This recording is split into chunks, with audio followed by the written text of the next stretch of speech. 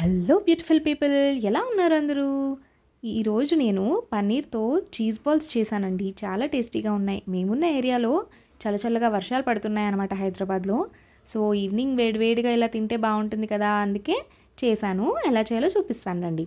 ముందుగా పన్నీర్ని చూపించిన విధంగా తురిమేసుకుని దాంట్లో సన్నగా కట్ చేసుకున్న ఆనియన్స్, కొత్తిమీర, అలానే పచ్చిమిర్చి వేసేసి ఉప్పు, కారం, కొద్దిగా గరం మసాలా, తురిమి పెట్టుకున్న చీజ్ని యాడ్ చేసుకుని బైండింగ్ కోసం ఒక 2 స్పూన్స్ శనగపిండి, 1 స్పూన్ కార్న్ఫ్లోర్ వేసేసి ఒక్కసారి బాగా కలిపేసుకోండి.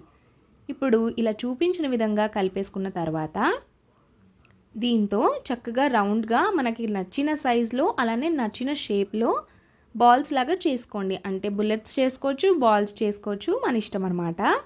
అలా ముందుగానే అన్నిటిని చక్కగా ఇలాగా బాల్స్ లాగా చేసేసి పక్కన పెట్టుకోండి. దీనికి మనం డిప్ చేసుకోవడానికి బ్రెడ్ క్రమ్స్ అయినా యూజ్ చేసుకోవచ్చు, లేదా నా దగ్గర రెడీగా బ్రెడ్ క్రమ్స్ లేవండి.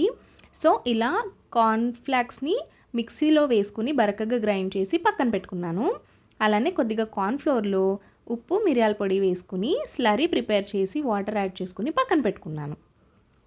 ఇప్పుడు మనం ముందుగానే ప్రిపేర్ చేసుకున్న చీజ్ బాల్స్ని దీంట్లో డిప్ చేసుకొని అలానే కార్న్ఫ్లేక్స్ దాంట్లో ఒకసారి రోల్ చేసేసి అన్నీ రెడీ చేసి పక్కన పెట్టుకోవాలి.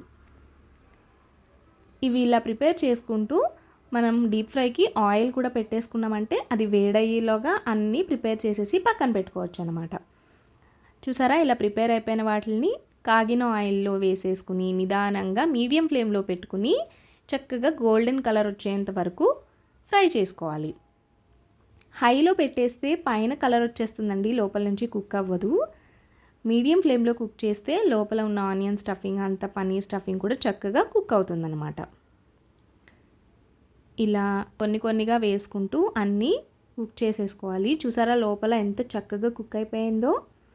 అంతేనండి, వేడిగా టొమాటో కెచప్తో సర్వ్ చేసుకుంటే సూపర్ టేస్టీగా ఉంటాయి. తప్పకుండా ట్రై చేయండి. మీకు ఎలా కుదిరిందో కామెంట్ చేసేయండి. వీడియో నచ్చితే లైక్, షేర్ అండ్ సబ్స్క్రైబ్.